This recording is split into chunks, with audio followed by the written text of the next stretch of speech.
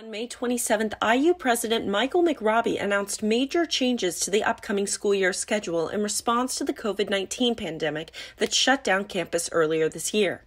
These changes include partial online classes and a new winter semester.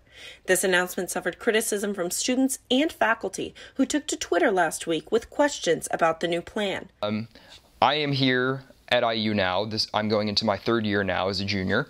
And my entire freshman year, all of my classes were online. In the beginning of my sophomore year too, half of them were online.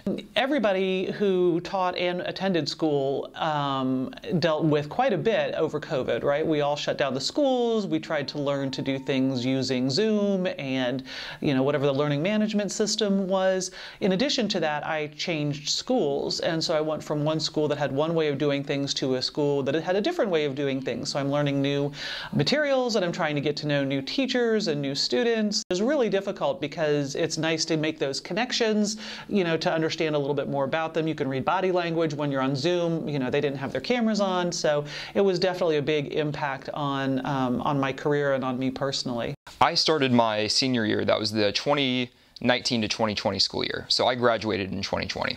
I think just the isolation as a whole also had an impact on my mental health. I would say mostly negatively, but the fact that I knew that everybody was sharing the exact same situation as me, and the fact that I knew that, we were all in this together at the same time, that helped a lot. I found ways to, take walks around my neighborhood. I found ways to, when I was here at IU, find unique things to do because I didn't know college any differently. It was definitely harder. The school that I teach at in Virginia did not require that students turn on their cameras, which is fine. That's an equity issue. They also did not have to turn on their mics. But that meant that a lot of students signed in and fell asleep or played a video game.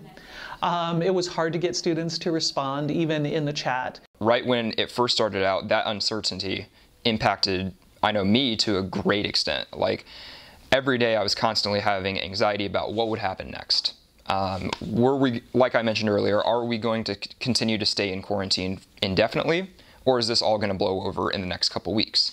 We didn't really know. That was my freshman year, so I just told myself, stay safe, but find unique things to do, and I did. And despite, everybody, including myself's mental health going on the downslope during quarantine and during the end of the pandemic, I found ways to work around that. Learning slowed down quite a bit. You'd have to repeat things because kids would be doing something else and all of a sudden they'd realize they'd missed some instructions, so you had to repeat it. So it was just really, really difficult for students to stay focused. And I was talking to, a camera screen, and I had no idea who was on the other side, whether they were listening, what was going on. So that was really, really challenging. I was really happy when we got back into the building. I think that education needs to be face-to-face. I think that you need those conversations. You need to be able to work with cues that people give you about whether or not they understand what you're talking about. And over Zoom, you can't do that with effectiveness. So for me, COVID was, it had both a positive and negative effect. I definitely missed seeing my teachers, my friends, everybody all in my school. But in terms of actually doing better or doing worse, it was a little bit of a mix of both.